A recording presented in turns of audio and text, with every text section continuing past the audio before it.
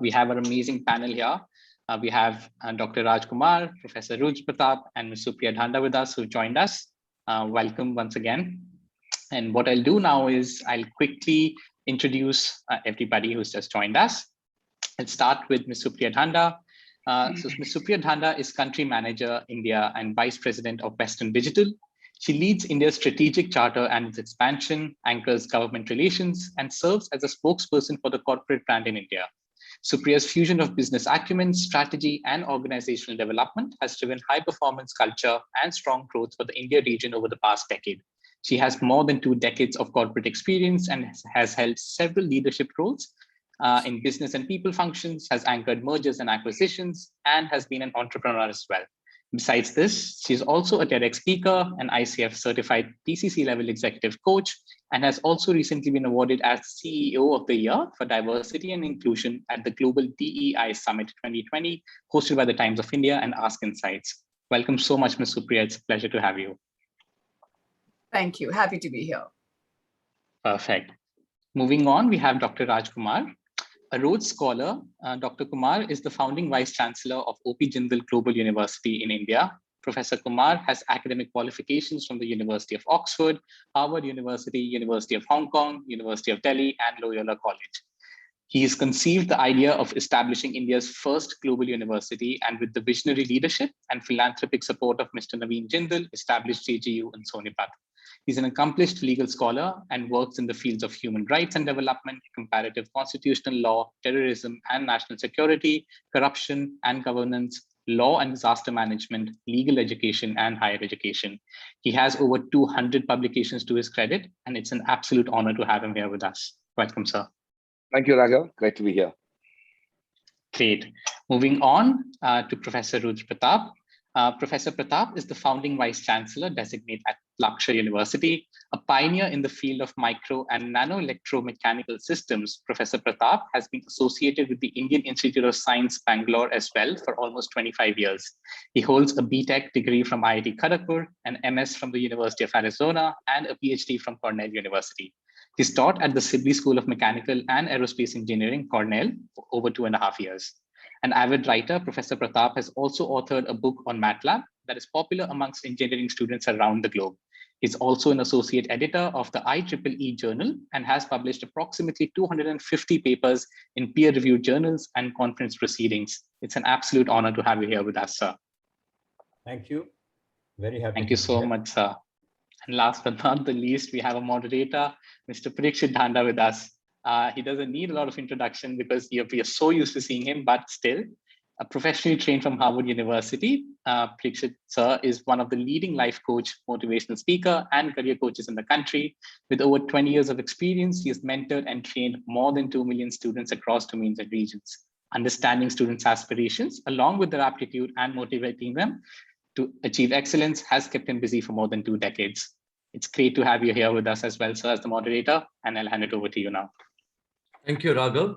Thank you so much. And dear participants and colleagues, on behalf of ICC, I once again welcome all of you and, of course, our esteemed panelists, our judges, our guests this evening for the panel discussion.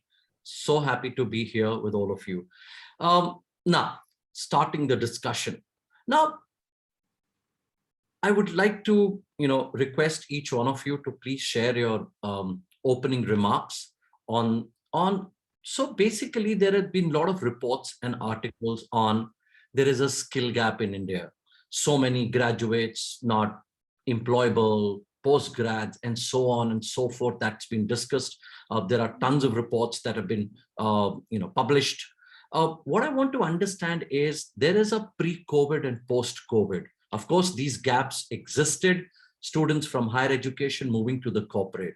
But now these gaps have been more visible in the post-COVID era.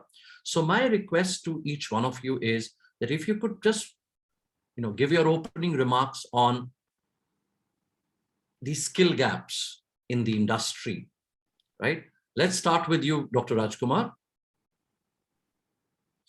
Well, thank you very much, Ms. Nanda, and I want to begin by saying that the question of skills is an important issue that has been highlighted in multiple contexts. But we also need to recognize that somehow the skills-related discussions end up being divested from the very foundations of knowledge that ought to be imparted in educational institutions. And I think we have somehow positioned skills, in opposing terms to knowledge. And so you essentially either have, a lot of academicians, including educators, being seriously committed to the pursuit of knowledge, creation of knowledge, as well as research, and the fact that universities are expected to impart that on the one hand, and then you have people largely belonging to industry and business enterprises and saying, you know what, we need people who are industry ready, whatever that means, or people should have skill sets to be able to work. I think by positioning these two conversations in this manner, we have done great disservice to the very notion of professional capabilities and capacities built over a long period of time through education. I do believe that universities have a very important role to establish the foundations of knowledge in any discipline and to introduce students to a range of opportunities that may be available.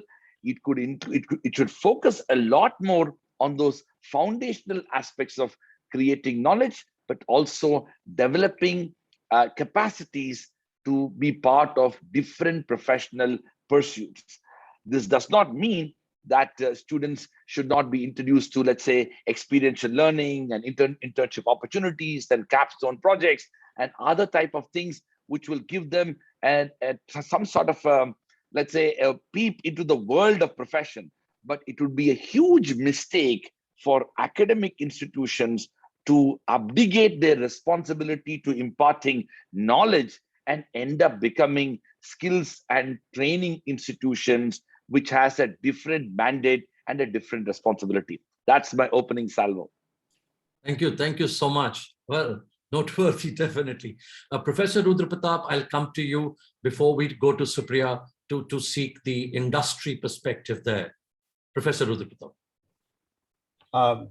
Thanks, Parikshit. I totally agree with what Dr. Rajkumar said. But let me add something more to it, than what he articulated so well. See, one of the things why we think there is skill gap, you have been hearing this for last, more loudly from last about 10 years. That's what, my recollection is. And if you juxtapose in time that when this voice started becoming more shrill, that there is skill gap, and what was happening in Indian academics, there has been mushrooming of institutions in India during this period. Large number of institutes have come up. And one of the directors of IIT once said that, hey, it's very difficult to find quality faculty. Faculty don't grow on trees. You can't just all of a sudden produce so many faculty members who are quality people, who are engaged in knowledge creation, as Dr. Rajkumar was saying. So there has been a problem in academics as well. With mushrooming of institutions, there are lots of institutions which are just not quality institutions. So this we must acknowledge. And students coming out of those institutions have skewed this distribution even more. They neither have the skills nor the fundamental knowledge that Professor Rajkumar was talking about. And all of a sudden, because that number is big, your Gaussian distribution has got completely skewed. And there is this overwhelming feeling that there is so much of skill gap.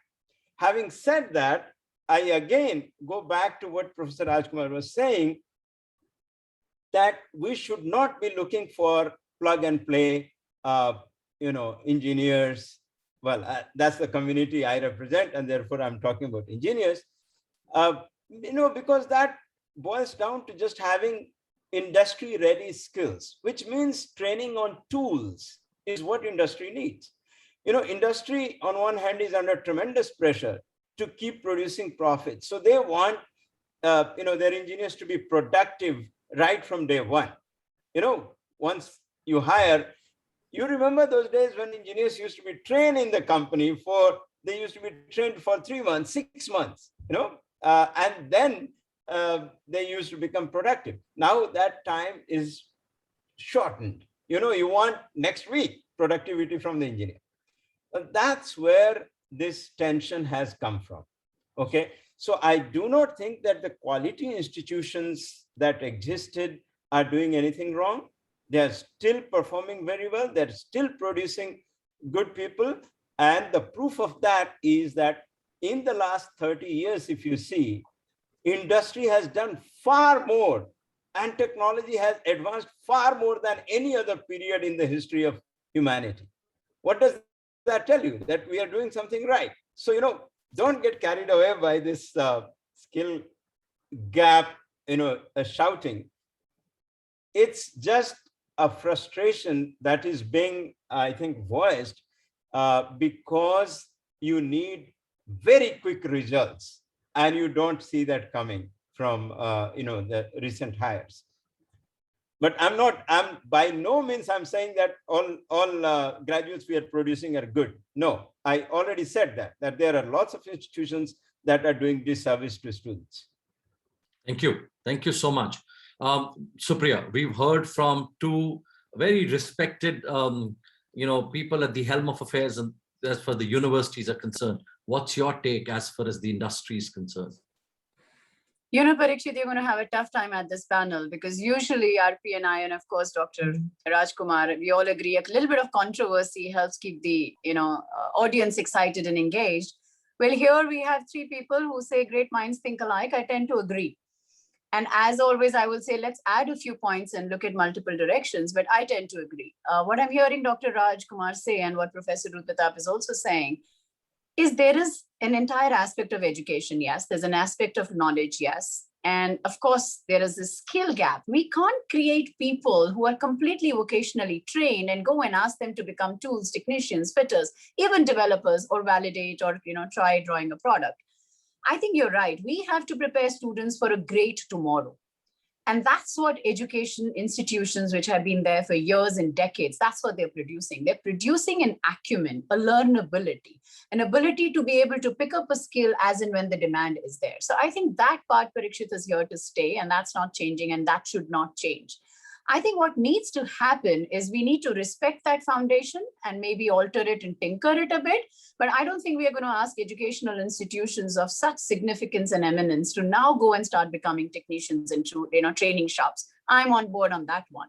However, I think I also agree on the contrary. Corporate is like a 2-minute noodle. I mean, we were all used to that. Well, there is data at the edge. There are data lakes, and therefore we all want that quick 1-minute insight from that. And I think that's the world we are all living in. I have tons of data. I'm happy when there's tons of data generated, Parikshit, because I represent Western Digital. You generate more data, you store more data. Well, there my company goes in profits. I have no problem with data. But the technology, the intelligence that is required to distill insight from that is, of course, what we are talking about AI, ML, and other areas. So I think if you use that analogy and provide it and apply it to engineers or other educational degrees that our students, young students are taking, I would say there needs to be a supplement, a complementarity of skills that needs to get added. And I think that choice is with corporate. That choice definitely rests with students themselves, which means there is an aspect of an institute saying, let's go and do one internship. Nothing stops you from doing more than that. Let's take charge of our own careers. Let's make sure there is an institute that has a capacity. You yourself can augment your capacity and add more things. There is, even when you join a job, the company is going to change direction. We are living in a world where technology disrupts every day, every second. Even if institute changes its curriculum 360 degree, 180 degrees passe, well, by the time you join, you're going to be obsolete. And therefore, you are going to be needing to train. So I think what we need to teach is, I would say, two things. Let's bridge the gap a bit more in terms of education and corporate going hand in hand in terms of application of knowledge. I think India has a lot more road to travel on that one. I think the Western world is probably a lot more an application. I would say let's bridge that more.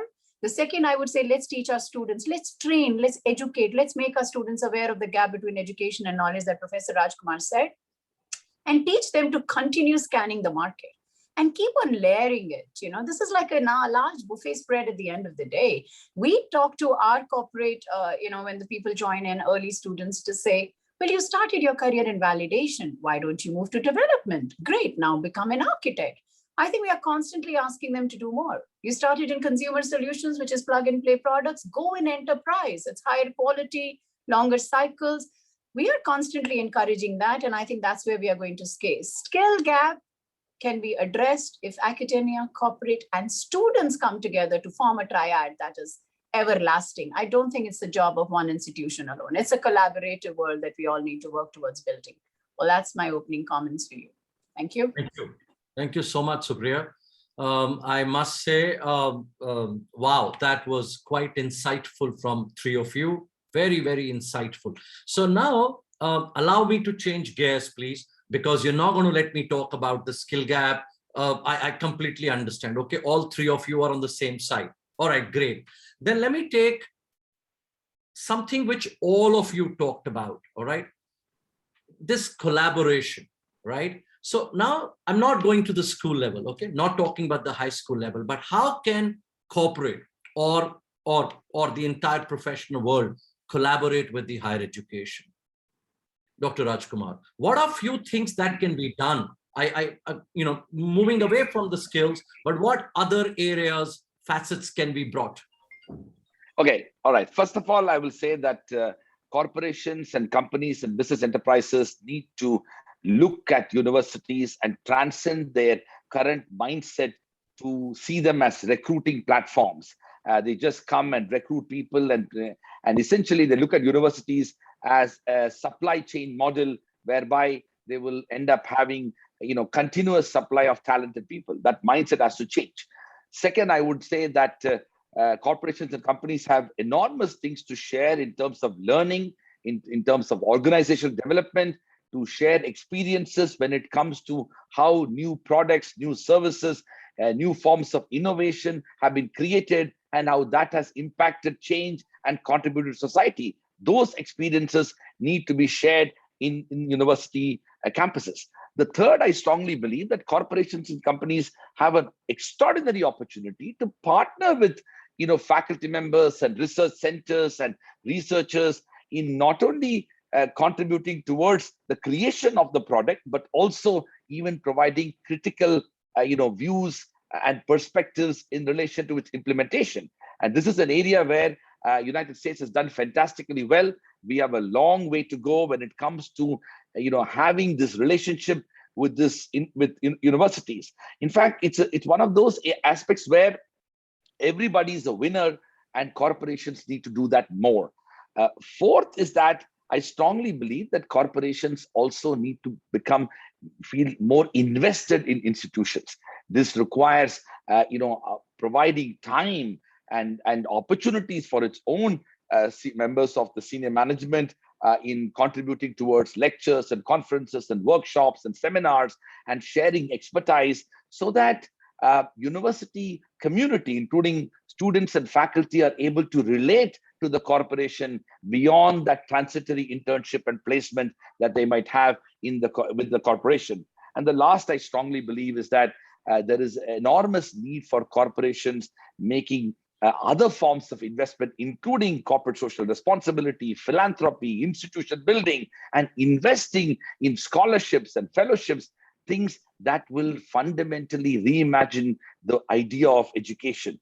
I strongly believe that these are the ways by which corporations can begin to work with universities in a more substantive manner. Thank you. Thank you so much. Professor Rudra Pratap. Yeah, I think this is already happening, Parikshit, to some extent, not as much as we would like, but the beginnings are very good. Corporates and higher education institutions have started coming together. There was a trust deficit in the past. You are aware of it. In India, industries wouldn't come to higher education institutions thinking that these guys do things which are up there. not really applicable to us. And faculty at higher educational institutions used to think that, look, corporates don't really want research at all. They want to fix small problems which they're facing today. So, to some extent, both were reading each other actually right, at that point. It wasn't wrong. It's just that there wasn't enough attempt to overcome these problems. You see, industry always has the temptation of, declaring next quarter's result or next quarter's projections. It's a very, very sharp focus on immediate goals. Universities, by design, focus on long-term goals, right? You are creating futures. You are not creating a part that goes in the market tomorrow. You are creating futures. So there is obviously a tension between these two goals. Now, American universities or Western universities understood this very well much earlier. So they go to universities for something that they can't do and something that they want 20 years later. They want experimentation on that. So I guess that's the problem that we have seen in India. Okay. But having said that, things have started coming together very, very fast now.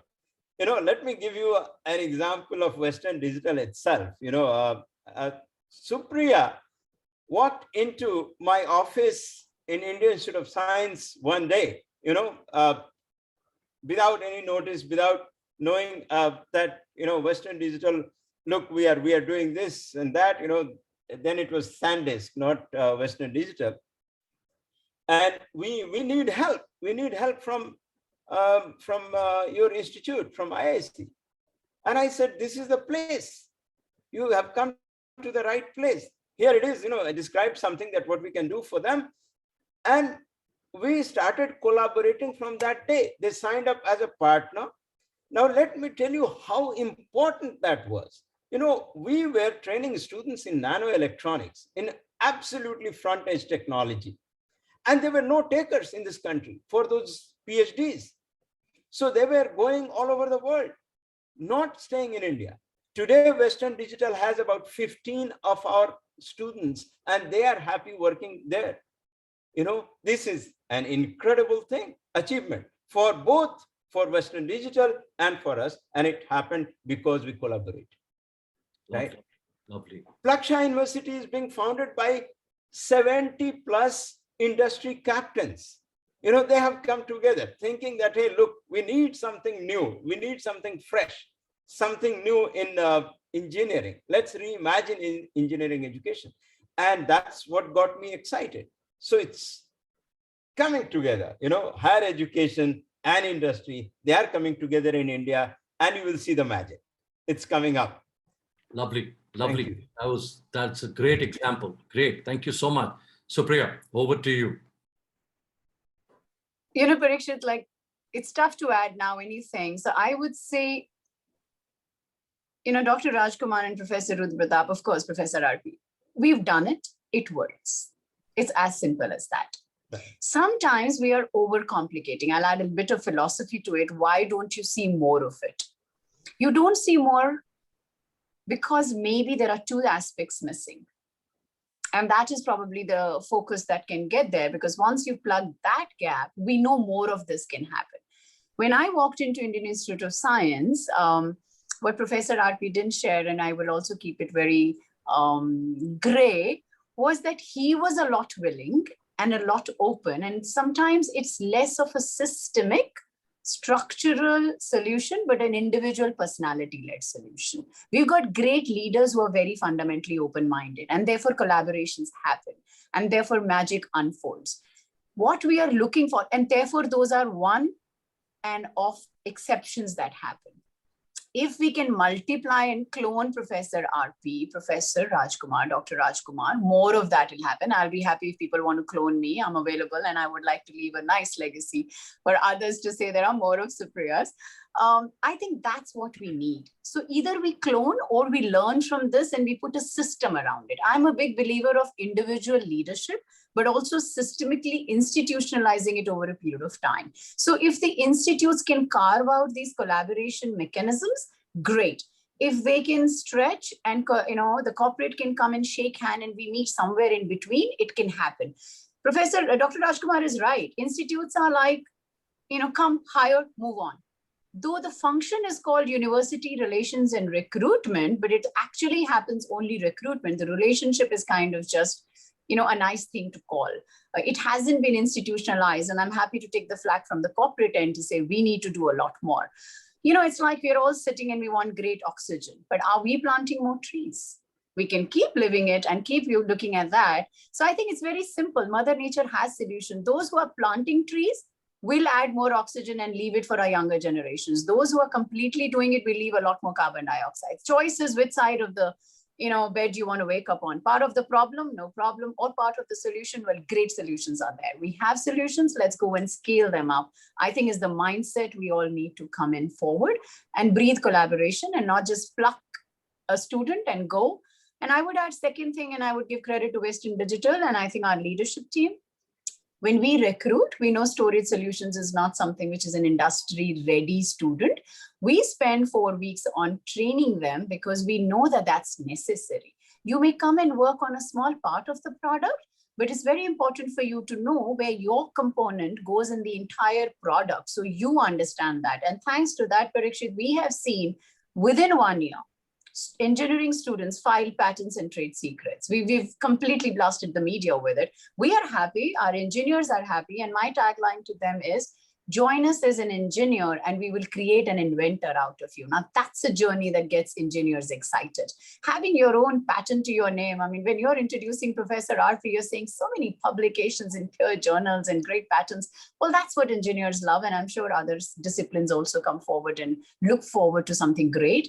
And I think that's what we are able to do. So I think corporate has a lot of role to play, and let's plant more trees and let's come back and hand in glove work with the education system and give back to it rather than only take from it is where I would say we as a corporate have a role to play. Lovely, lovely. Thank you so much. I mean, dear colleagues, participants, whoever, if all of you are listening to this is such an insightful conversation. Mindler team, can you cross-check? Dr. Rajkumar, is there any technical glitch there? Please cross-check.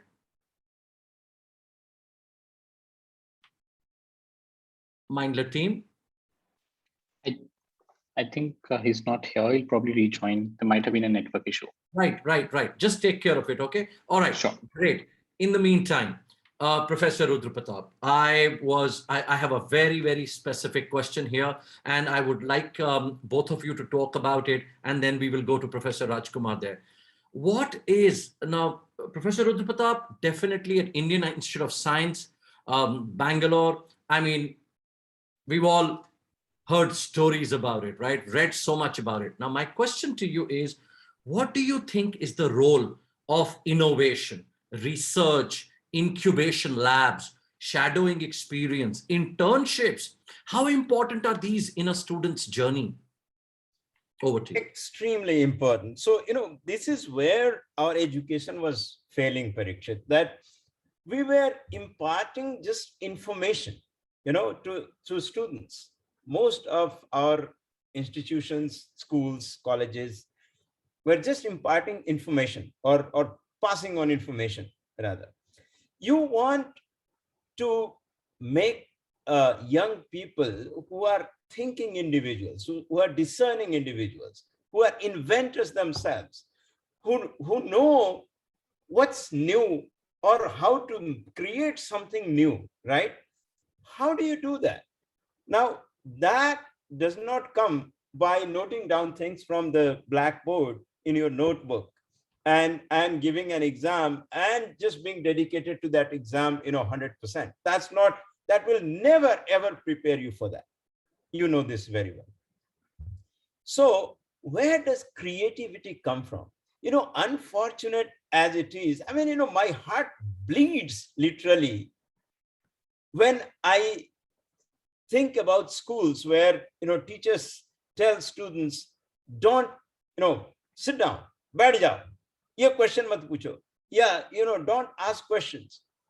You are asking third graders or second graders, to sit quietly in a classroom, 60 kids. You think that this is, brutal. What we are doing is complete injustice to our kids. And we nurture them up to, 12th standard in this particular manner. We ask them to write answers verbatim to get marks. And all of a sudden, cross 12th, go to first year college, to a good educational institution, you write verbatim, and that's called plagiarism. And the kids go, what? This is what you taught us for 18 years. And now all of a sudden, this is plagiarism. I mean, this is utter nonsense. So what we have been doing with our kids, we ought to be ashamed of it, what we have done to them. So now, how do you bring in this creativity? How do you create that curiosity? That's at the very base of any new thing coming out of them, right? Inventions or whatever you want to call them. And that comes from, these 4 elements that you mentioned, research. There are no answers. Your professor gives you a research problem and you go ask the professor, do you know, I can't figure it out, give me the answer. There is no answer. Otherwise, it's not research, right? So then that's when you have to scratch your head and start thinking absolutely afresh. That answer is not there in the back of any book either, So this kind of training, that think on your own, comes from these kinds of activities. You do great internships where somebody doesn't give you to solve a problem, a textbook problem that you have been doing so long. Research problems, involving undergraduates in research problems, teaching them how to be observant, keen observer of nature. It is not about only being in the lab. You walk every day from your home to the bus stand. How many things do you observe every single day? Can you document that? And if you start documenting, you'll see some pattern emerging and you will have a research result from there. Research is all over the place. Right. There is no better or more complex chemistry than kitchen chemistry. It's all in your mother's kitchen. So this kind of mindset that we need to produce is what is important. And that's what my take on research, innovation, incubation, all of these things is just for getting the creativity going. That's what it is for. Thank you so much. And I love that, that curiosity. I think in a way, the system very sadly at times kills the curiosity. Dr. Rajkumar, while you were... Sorry, I disappeared briefly due to an internet situation. So. No problem. The question that I'd asked Professor Rudra Pratap, and before I go to Supriya, I want your inputs there. The question was, what is the importance of internship, incubation labs, innovation, research at the higher education, how shadowing? Yeah, it's in a way, it forms a very important part of one's learning and experiences. So let me tell you this, I belong to a world in which these things didn't exist, right? At least when I grew up in Chennai in the 1980s and early 90s, and I never did any internship all through my high school. The only internship was every summer I would spend 2.5 months going to my grandparents' house in Kanyakumari, and I would climb trees and eat mangoes and spend the 2 months doing pretty much anything I want to. I would read occasionally, but that's not what. There was nothing that I ever knew as internship. So a part of me does worry about this obsession that has engulfed the entire education system, that I have 8th graders, friends of, children of my friends reaching out, my son wants to do an internship, my daughter wants to do an internship. And I ask, what class is he or she in? And 8th standard, 7th standard. So I'm like wondering what has happened to the idea of being yourself and doing nothing, because there's so much happens when you do nothing in your mind. There's so much of evolution happening. So a part of me, I'm distraught a bit in terms of how, and then when you look at CV, so I've been sitting in the Rhodes Scholarship Selection Committee, and I'm amazed by these CVs which come in which, people do like 14 internships over a period of 3 years and 2 weeks each, and have numerous bullet points in their CV. And I really worry about the fact that whether these things have any useful purpose attached to the larger objective of learning. So I'm not saying internships are not important, but I think we need to also create spaces available for our young people to be able to grow and experience things. The idea is not to add one more bullet point into your CV. And the other aspect of that is every aspect of what you do end up becoming an instrumental aspect of something else. And the intrinsic nature of pursuing something is also lost. So in a way, there is enough opportunities for people to do that, and people should desire. But I think we need to also challenge this obsession to add more and more and more, and to do internships and these projects and initiatives as a material for gathering and adding more bullet points into your CV, as opposed to having a meaningful and transformative experience in which you are internalizing that experience for your future. Lovely. Lovely. Supriya, I'd really like your comments on this, but I would also additionally, I have another question for you. As Dr. Rajkumar talked about, looking at the CVs and the bullet points and looking at the breadth and the depth of work that these people have done before your entire HR goes about hiring them. Please do talk about this, that how important is these skills highlighted on their CVs. That's over to you. I like the way you brought it back to skills again. I like the obsession of the moderator to say, I started with skills, you guys kind of, put it off the thing, but I'm going to bring it back. And Parikshit, we're going to let you do that. It's your session. We are guests, so we will stay within our guest space. But, let me comment on that, and then I'll come to the skills. Like I said, this panel is going to be more thought-provoking. I'm loving every bit of what I am learning on this panel and walking away with. And I'm happy to see that a lot of sync is there. I mean, no one can miss the passion with which Professor RP took that. It's almost like you touched a raw nerve there. I've seen that nerve touched many times, but I'm so happy that it got touched here, because he's like, let's stop this drama that we are doing and stop killing our students with it. Let's just have a breath of fresh air. And let me comment on that, then I'll quickly come to skills. By the time the education system has taught them not to think, by the time the education system is now at engineering saying think, and we have led this confusing worlds and asking them to live in these two extremities, by the time they reach the corporate, they are lost. They are great intelligent minds. But I'm reading the chat comments also, and I want to include that, because people are spending time in populating the chat. And thank you so much for those comments coming in. Yes, there is a competition out there. There is me too, in a very different sense, competitive. Parikshit has done it, so Supriya should do it. Professor RP has done it, so maybe Dr. Rajkumar or vice versa. I think we are doing that, and therefore a lot of filling of the resumes, the aggregating of degrees, aggregating of internships is happening. And in all of this, what are we doing? The purpose is lost. Mindler deals a lot with students and parents. You know that there are still parents' wishes that ride, and a very little of the students' wishes or the child's is probably part of the game still. There are, of course, a lot more opportunities and careers to choose from, but I think the why of why we are doing it.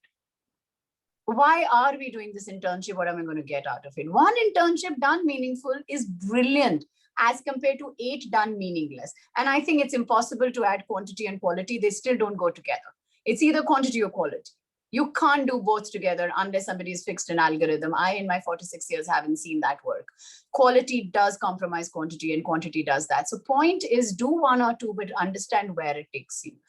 And I think the power of purpose, passion, and integrating that into the profession you choose is probably the forte that I like talking about what is that the student wants.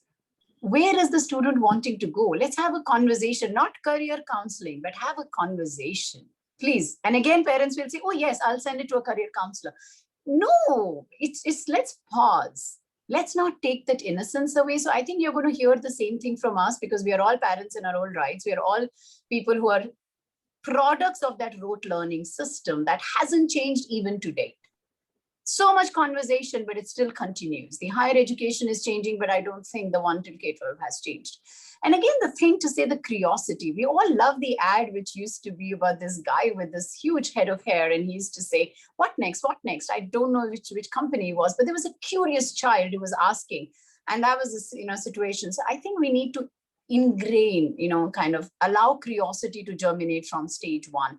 There are double income parents who are working and maybe there is little time on the table, but that's no excuse for not that. There are educationists that are there, but there's no reason to say why you can't let the curiosity germinate.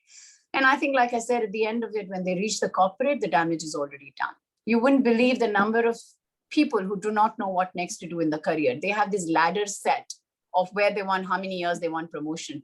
And we are trying to say promotion is just a level change, but does it add a new skill? Are you doing something different? Or is it that every 2 years you think you want to gain a new title and therefore new compensation?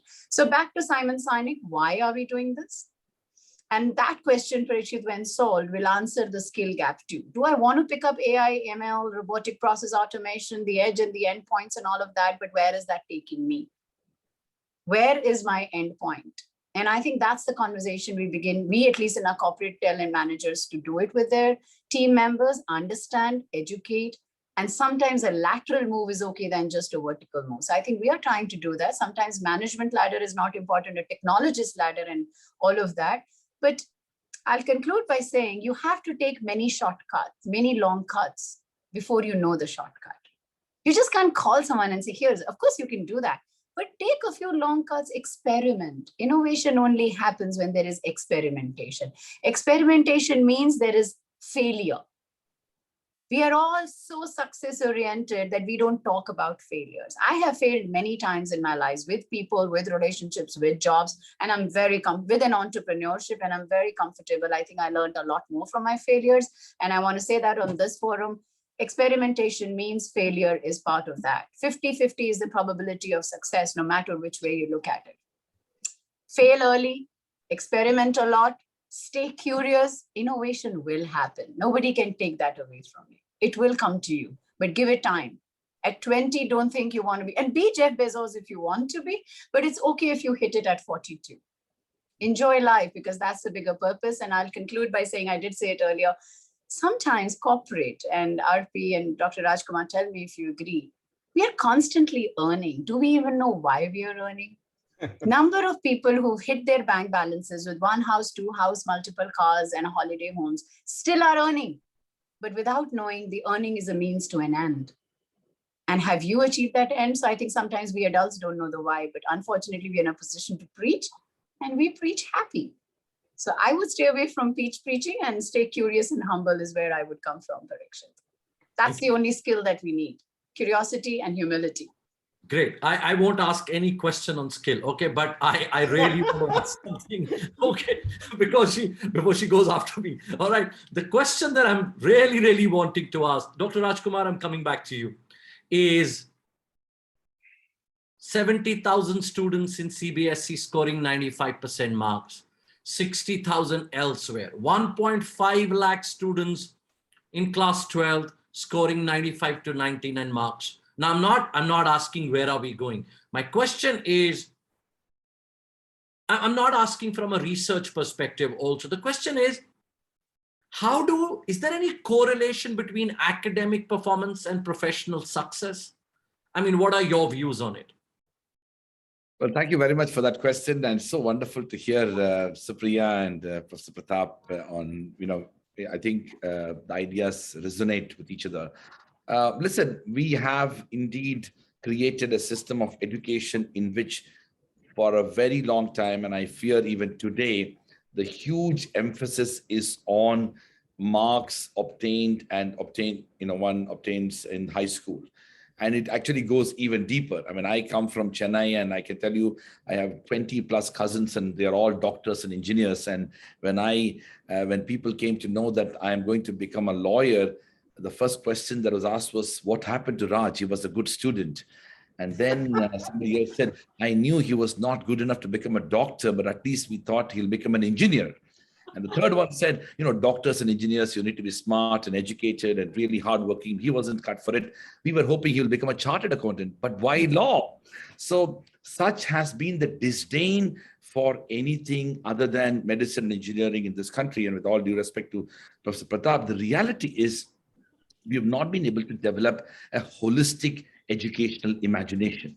And the holistic educational imagination needs to recognize that every aspect of education, regardless of any discipline, including liberal arts and humanities and social sciences, and of course, STEM disciplines and professional schools, all of them have a very important space.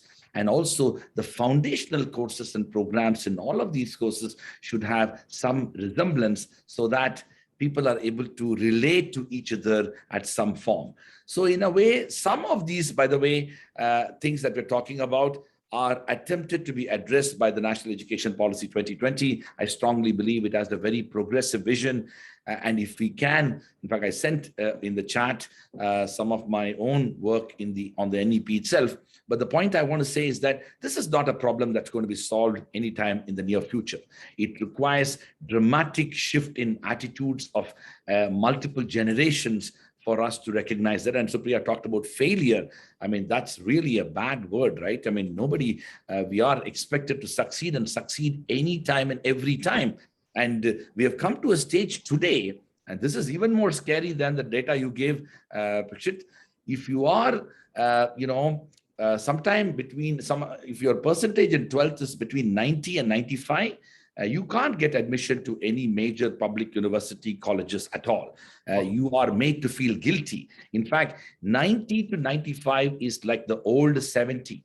So, you need to be 98 and 99 and more if you want to go to one of those colleges whose names I don't need to mention, it, Delhi University. So we really need an alternative imagination. One of the good things that has happened is that the expansion of Indian higher education system, which began with privatization in a mediocre form and which has evolved into new initiatives in the form of Jindal and Ashoka and Nazim Premji and Shiv Nadar and Kriya and of course now Plasha and others, I do believe that these institutions have a potential to reimagine the landscape of higher education. More and more students, bright students, are going to make preferred choices in numerous careers that transcend the old disciplinary limitations that are part of that education system. And I think if this happens and the way it expands to a period of time, we may be able to see some change. But then we need to constantly talk about it, discuss about it, debate about it, educate individuals, inspire people, motivate people to develop a collective consciousness, and then possibly we will come to a stage. We need to talk about stories. For example, I tell my students about Steve Jobs. I mean, Steve Jobs is a good example. The guy went to a college, dropped out, and then he went to another college, Reed College, and he actually ended up studying calligraphy. And his main inspiration was actually calligraphy. And he talks about it in a Stanford commencement speech where because of what he studied in Reed College, calligraphy was very good in Reed College. He studied that, and that laid the foundation for the Macintosh original font. So, you get inspiration from all kinds of places. Alibaba was founded by a guy who was an English language teacher. I mean, so, you have all these amazing stories. In fact, Indian IT imagination was to some extent, IIT enabled. But if you look at the global imagination of, businesses and business leaders, they do not necessarily come from these traditional educational backgrounds. They were people who were part of an effort to create something. They were passionate people. And the other thing which I will say is that we need to focus a lot more on developing, and I will accept it, the skills that you talk about. The skills should be critical thinking skills, analytical abilities and skills related to it, accepting diversity and celebrating diversity and working together. Those are the type of skills that we need to prepare our young people for the future. In fact, we need to be conscious of the fact that we are educating people for jobs that don't exist now and which might emerge in a decade or 2 decades. We need to tell our students that in your own lifetime, you may end up having 4 to 5 careers and 20 to 25 different organizations, which is vastly different from what had happened to any generation before them. That's the kind of tectonic shift that is going to happen in the world of professions. Thank you. Thank you. Thank you. Professor Rudra Pratap. I think you can go to the next question. When there has been enough said, I can add more quantitatively by saying that we try to keep data and see students who have done very well in certain exams for entrance. Let's say for graduate school, GATE exam, what was their score and how did they perform in their PhD or in their graduate school? And we found no correlation. Professor Rudra Pratap, I have a question for you. I'm sorry, I can't let you go without answering this one. Okay. Sure. Coming from Indian Institute of Science and now moving on to Plaksha, and you've been a science student all your life. What about online degrees? All right. Do we really need campuses? Do we need institutions? I'm sorry, I'm going on a tangent, right? But where are we going with the online world now? And how does it impact learning? Okay, great question. My feeling is that we need campuses even more now than we ever needed. Okay, and I'll give you the thought process behind it. I think the kind of time we are in and what we are going through, isolationism is creeping in so much. Individuals are just isolated. Even in the same family, you can see in the living room, father, mother, brothers, sisters sitting on their cell phones right there. Nobody is talking to each other, right? Where are we headed? Now, if you remember your college days, how much do you remember or how much memory do you have of your great classroom or, the great lecture that you listened? How much memory do you have of hanging out with your friends and your hostel life and, what you learned from that? I think that's priceless, so those 4 or 5 years of togetherness and what you learn from togetherness, what you learn from diversity. Supriya was talking about diversity. When I went to IIT, my biggest learning was that for the first time, I came from a very small town. For the first time, I saw that actually there are people from Kerala.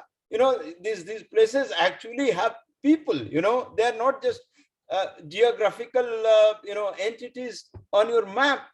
There are people from Kerala who are different from you. There are people from Tamil Nadu. There are people from Assam, Mizoram.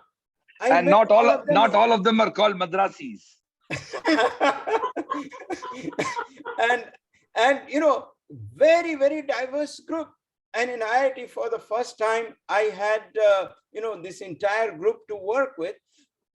What learning you get from that is amazing. That's the first time you realize how wonderful your country is, how big your country is. So that you can never learn. The classroom teaching that you go for is the same textbook everywhere in the world. What's the big deal? It's the same thing which is being taught. That's not what the campuses are for. Campuses are far more for what happens outside the classroom. Okay, and I think that is an experience I'll never ever advise anybody to miss. To give you a personal example, if you allow me 30 seconds, please. My daughter was getting admission in a law school. Okay, and she had taken admission. Everything had happened. I hadn't gone to visit the place. I was too busy. Whatever, I didn't go. So when I went to drop her to that college, And I saw that there were just 2 buildings. That's it. That was the whole college. I told her that whatever fee we have paid, I don't care. You are not studying here. I cannot see 5 years of your prime life being between 2 buildings. This is no college. College is a place where you hang out, nooks and corners, and you hide, you do all kinds of mischief. That's what college life is about. So I would say, Parikshit, that online teaching is good for, developing these narrow skills in a particular area. You can learn machine learning today from a Stanford University professor or Cambridge professor or any professor in the world you like, but that's not replacement for college life. Okay, so no, you still need campuses. Done, sir. Wise words taken. Supriya, my last question here, and then I would want all of you. This is the set. So the last question, and then I'm going for the one last question again. Supriya, so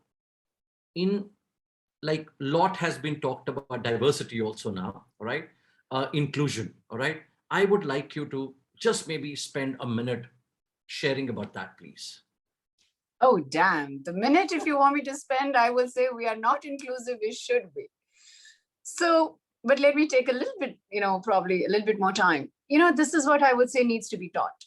My favorite way of saying it, Parikshit, is when a little baby is born, doesn't know anything, doesn't know what can be done. And please pardon my little baby in the background. That's my fur baby. If you hear him bark, just let it be. That's what the digital world has happened. If I was in a face-to-face, that wouldn't have happened. So RP, you're right. Face-to-face works. Quickly here, when a baby is born, doesn't know anything. No gender stereotyping, no knowing of what can be done, because sometimes knowledge also tells you what you cannot do, and therefore gives you a little bit of a hide to say, oh, I've tried this, but it doesn't work. So my sense is that's a beautiful white canvas you're born in, no caste, color, creed, religion, or anything that baby knows. And that is the purest form of diversity. However, now you add society to it, you add education to it, you add corporate experience, and we keep on making the experience so wide, but the mindset so narrow that now I think my larger identity is country manager, India, Western Digital Technology Company. Now people come and ask me, do you cook? Well, I do. Do you also pray? Well, I do. So there are these stereotypes that working women don't pray, working women don't do this. And these are people who are colleagues of my age and experience. Well, they come and ask me this. I meet someone at a shopping market and I'm looking and I'm, in my sweatpants and I'm buying vegetables. You also shop? Yeah, I also happen to eat vegetables and I cook once in a while for my family.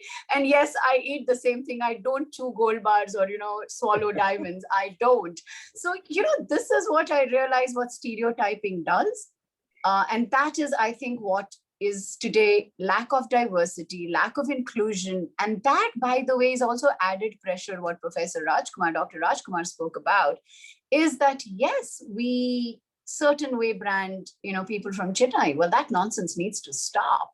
Punjabis are aggressive, needs to stop. Women are always aggressive. Women are bad managers. So I think all of this, Parikshit, I don't think I was born a feminist, but I think experience has made me a staunch feminist.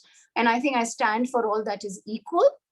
But equal means even if a male nurse, I stand for that individual too. If a man wants to take a break and the society says you aren't earning enough, you are the bread earner, I stand for that too. So I think I stand for equality, and I think our institutions, we need to also educate them on these things. By the time they reach corporate, I'm sorry to say, they're very set in ways, but society, like Socrates said, you want to change, the change begins at home. So this is my quick appeal on this forum to all people who are logging on. It is your job to make the world a lot more equal, fair, just, balanced, and kind.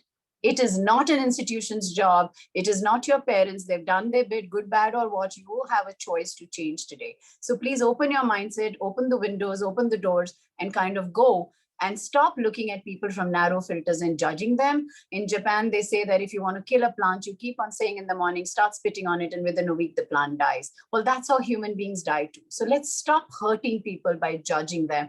Let's start embracing and be kind. And if you don't have a kind word to say, well, keep quiet, but don't say something that will hurt. So I think, like I say, back to basics. Let's be human first, engineers, technocrats, innovators, educationists later.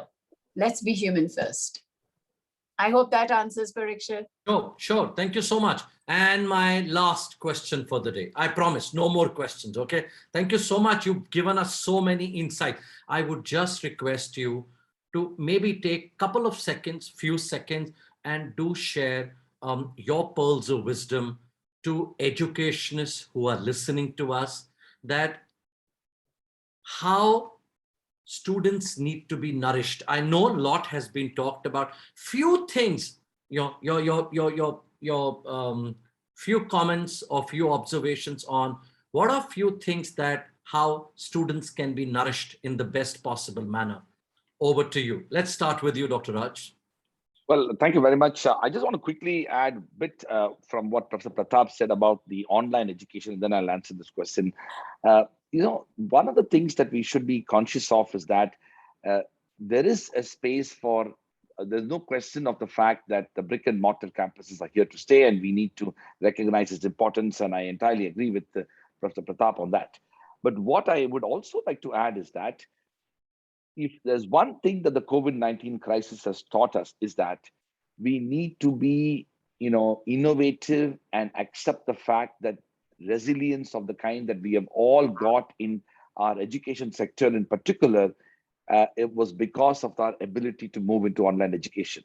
I shudder to think that in March 2020, if only many of us, and I still think we are all privileged somewhat, because the reality is UNESCO estimates that 1.5 billion kids out of the 7 billion people are just out of education because of COVID-19. So obviously they don't have what is needed to pursue online education. So we need to recognize that. And second thing we need to also recognize is that while undergrad education will continue to play a very important role in brick and mortar campuses, there is enormous scope for innovation through online education, in master's education, in more specialized education, and professional education and continuing education. Because hitherto, working professionals were simply deprived of an opportunity to upgrade their knowledge and expertise, and even new trends in the education field. They are far more disciplined, far more focused. They know exactly what they want to. And those are the areas where we need to push the frontiers of online education. We also need to focus on hybrid models and blended forms of education, even in a post-COVID context when we will have students physically in brick and mortar campuses. If there's one thing that we've learned is that we can connect to the world in a much faster, much easier, and a much less expensive way through using online education. And the last, a country like India, with democratization of education being a very critical aspect, where privileged education is extremely rare and indeed a privilege for few. We need to use these frameworks for promoting access to education for a larger number of people and provide higher quality online education through these platforms for a larger number of Indians who are out there who simply don't have either offline or online education. To answer the last bit, I will say, listen, we are in a very unique time in history, in the sense that some of the most fundamental beliefs that we all had in March 2020 have been challenged, and we have all been able to adapt ourselves with a greater degree of resilience. If there is one thing that we can tell our students, is that the world needs to be prepared to face more and more such challenges. Today, we are talking about the pandemic. There may be more pandemics in the future. We are also having the looming threat of climate change and its impact on the world, including to what extent our planet will be prepared to face those challenges in the future. In a way, we need to emphasize upon the students to be able to be more resilient, more creative, more innovative, and also to be able to prepare for facing these challenges. We also need to recognize that the future world is going to be far more interdisciplinary. We need to work towards breaking the barriers of knowledge, and that starts with curriculum and pedagogy, but also it provides opportunities across the entire learning continuum. We also need to recognize that students need to be much more appreciative of diversity. Supriya mentioned about the fact that the inherent biases and prejudices that are part of any patriarchal society, including India, needs to be challenged. And that challenge has to happen through education institutions. One of the things that, when students come into our university, immediately they begin to feel challenged because views and perspectives that were nurtured all through their life in family, at homes, have been suddenly challenged because their professors are telling something else about it. They have been brought up entirely with a particular mindset. And here they are, those who are studying law, for example, are challenged and told that we are actually living in a society that has to respect equality in all forms.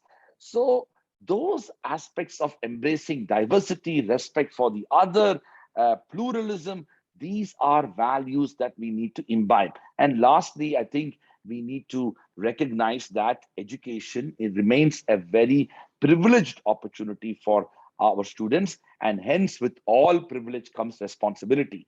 They need to recognize that the privileged education that they receive is about having that responsibility to help and change the world for the better. And helping to change the world for the better doesn't mean you only need to become Mother Teresa. There are other ways to help change and make the world for the better. And that contribution needs to be part of the learning enterprise early on. And we need to inspire our students to be part of that initiative.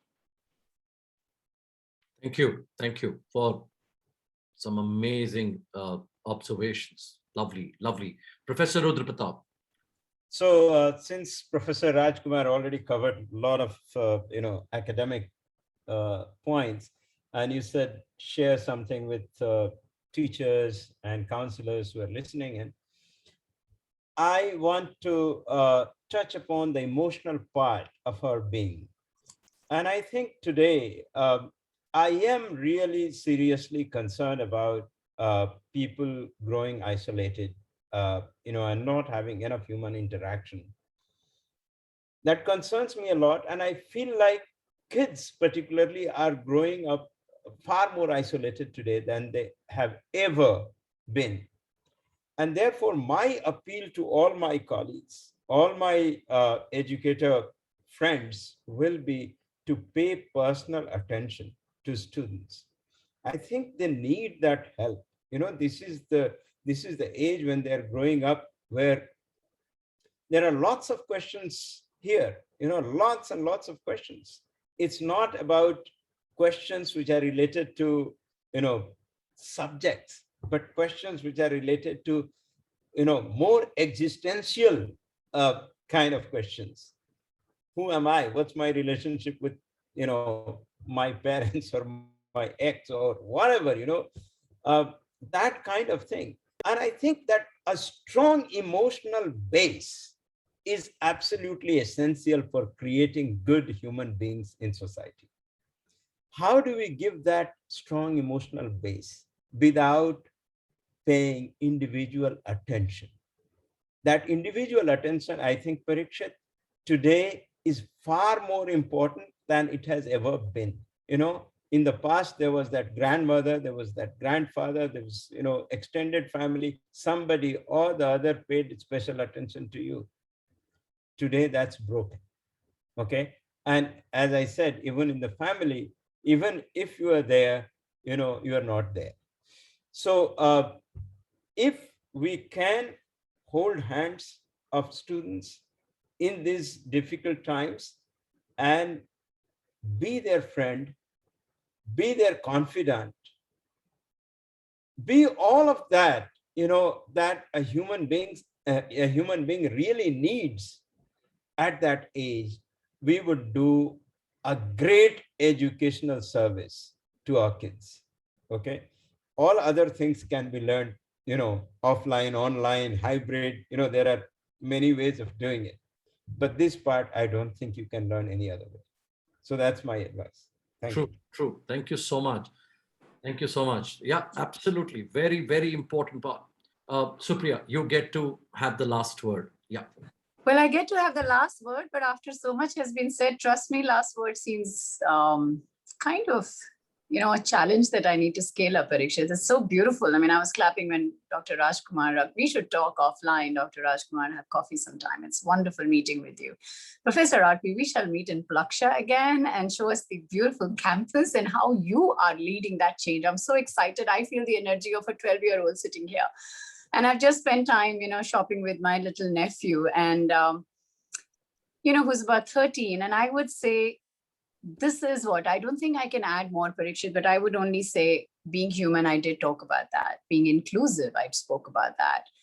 But I would worry too, like I was writing my notes and saying holistic well-being, which is mental, physical, digital now. Because see, now there's so much technology that obviously there is a digital well-being that is there. I can see young kids complain about how their thumbs don't work with that much dexterity as it needs to work, because there's so much of toggling on these phones and devices that happens. So if I have to talk to the educationists, to parents and all the counselors who are here, I would say, let's forget that we have the answers.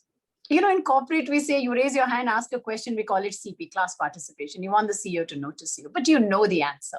And even before the person answers, our head goes like that. That's not the Indian no. That's so smug and arrogance to say, I know what you're going to say. Or if I don't agree with you, if you don't say what I want to hear. I mean, we know this. We know this plague that exists. It's epidemic across the society.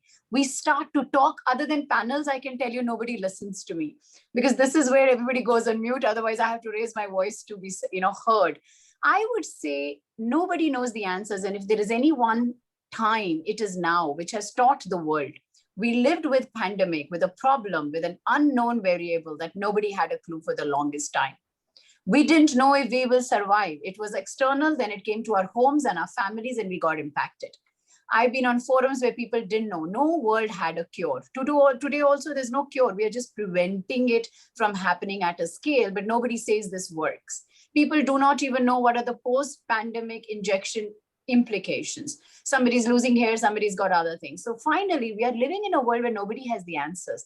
So sitting and talking to children like you know it all, if there is one trait that puts me off in people, and it puts me off in myself too, when I come from a place to know it all, I'm a self-critic too. So I think let's stop pretending we know it all. When we talk to the kids like we have all the answers, we switch them off. They're very intelligent. They're asking you, it's okay to say, I don't know. Let's explore together. Like Arpi said, let's join hands and go and watch this, walk on this exploratory move and see what comes out of it. Come down to their level because actually you're no better. I'm sorry to say you're no better. You don't know if your model works. You may have been successful, but I don't know if you're happy. You read the World Happiness Index, India ranks one of the bottom on that. And we rank bottom on many other indexes, but I think happiness is my latest subject area of study. And I don't think we are happy.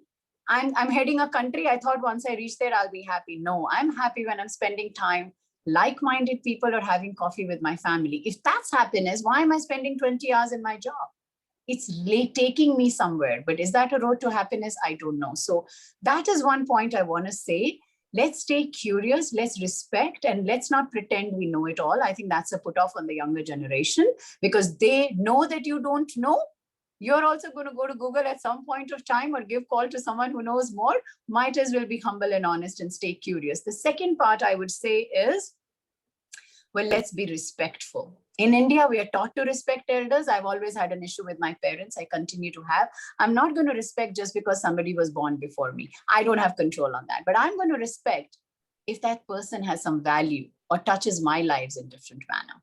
I'm not going to respect age just because age for me is just a number. So I've been a rebel in that, and I'm perfectly okay with meeting with people who are rebels, because why should we respect age? We should respect wisdom, knowledge, not just age. So I think let's stay curious and let's be kinder to this generation.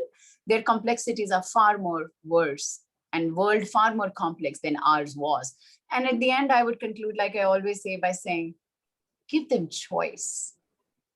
Don't take away their freedom to be who they are. Give them choice. It's easier said because we are talking about others' children, but I think it comes from a place of very beautiful intention. Once we respect them and we are happy and walk with them along the journey of curiosity and discovery, and we give them choice, I don't think any kid is going to walk away from an educationist or a counselor or a parent if that's the journey we will to walk. So let's walk it every day. Let's not do it one day and on next 364 days. I walked with you yesterday.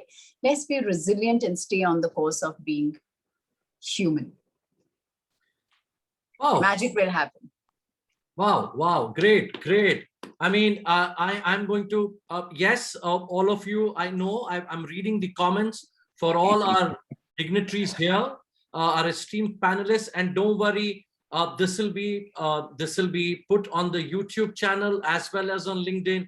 You'll get to hear this wonderful conversation, and I'm so happy and so glad I moderated it. All right. Thank you so much, Professor Rudra Pratap, Dr. Raj, Supriya, thank you so much.